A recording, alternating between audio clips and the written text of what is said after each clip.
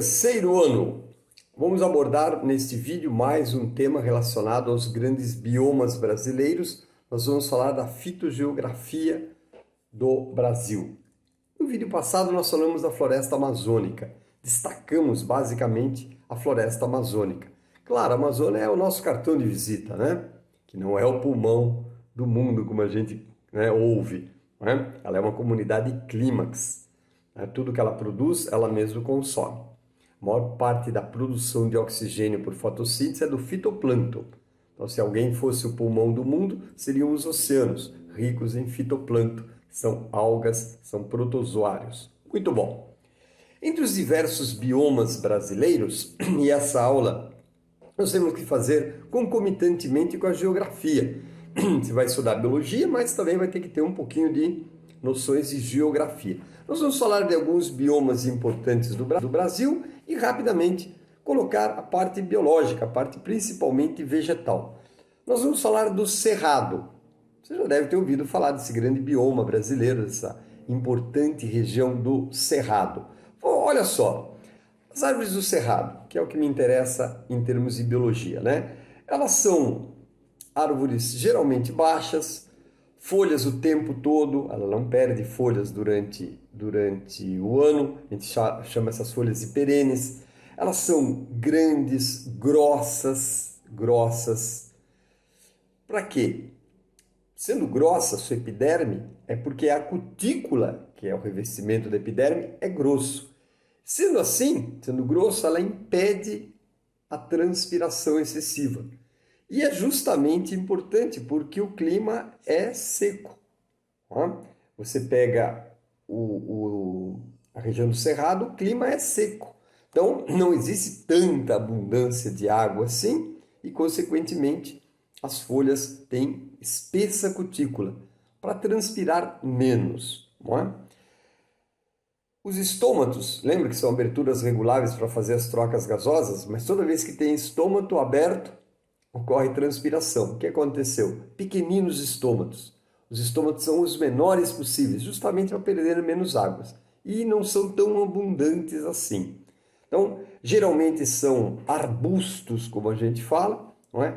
Com suber, com casca muito grossa, para protegê-los, não é? Principalmente de queimadas.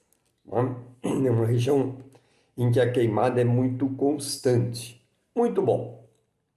Vimos as características básicas e a vegetação, claro que é o que me interessa, do Cerrado. Agora nós vamos ver a Mata Branca.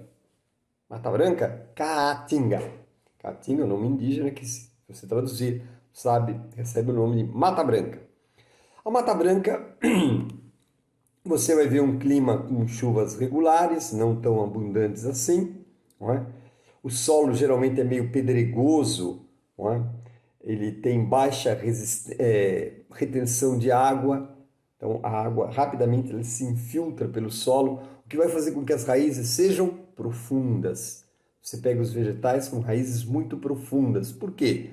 Porque ele só vai conseguir encontrar umidade, encontrar água em grandes profundidades do solo. Então você já identifica raízes com bastante profundidade justamente na caatinga. Elas são adaptadas a esse ambiente seco, a esse ambiente de solo sem água. Não é? A planta é chamada planta xerófita, porque ela se adapta a esse solo seco de caatinga. Não é?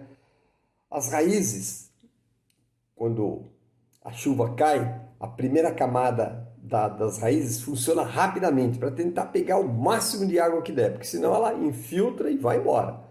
E aí só se a raiz for muito profunda para conseguir pegar água lá do fundo do solo. As folhas são pequenininhas, claro, né? Quanto menor a superfície, menor a perda de água por transpiração. Cutículas queratinizadas, espessas, né? Uma não tão grande quantidade de estômatos. Os estômatos são aberturas reguláveis para permitir as trocas gasosas, mas quando o estômato se abre, permite a transpiração. Então não tem tantos estômatos assim.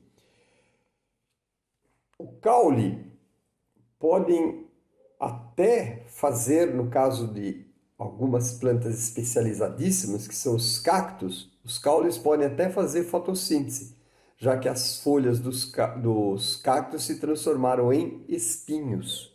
A folha se modificou e se transformou em espinhos. Uma outra região muito famosa, né, bem conhecida, é o Pantanal.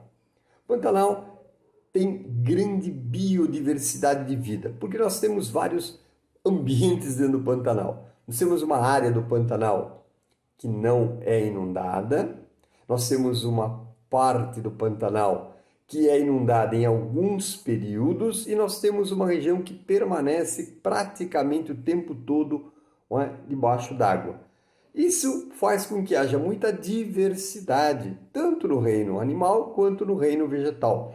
Então nós teremos plantas que estão adaptadas a viver na água, né? Com tecidos, por exemplo, para fazer a flutuabilidade, né? Para poder flutuar, principalmente aquelas que vão ficar o tempo inteiro na água. Né? Isso é muito importante, você identifica vários tipos de folhas, tipos de plantas, não é? Você vai ter uma diversidade muito grande, né? São regiões, é uma região no Pantanal, inclusive muito visitada pelos turistas, justamente por essa enorme biodiversidade, não é? Muito bom. E nós temos os Pampas. Pampamio, na região sul, região dos Pampas. Os Pampas já têm um inverno um pouco mais rigoroso, predominam as plantas herbáceas, plantas gramíneas. Professor, isso é bom para o gado, né? O gado gosta, né? Porque tem as herbáceas, as gramíneas são excelente fonte de alimento para o gado. Então, a predominância dessas plantas, dessas herbáceas, dessas gramíneas, é muito comum na região do Pantanal, perfeito? O relevo é suave, não tem grandes montanhas, é um relevo mais suave, como eu disse, não é? O solo é relativamente fértil e esse tipo de plantas que predominam aí são as gramíneas, que além de serem uma fonte de alimento para o gado, elas são muito importantes. Podem existir até algumas árvores, alguns arbustos, mas predominam as gramíneas, pampas. Pampa na região sul, é muito gado, tal. Muito bem.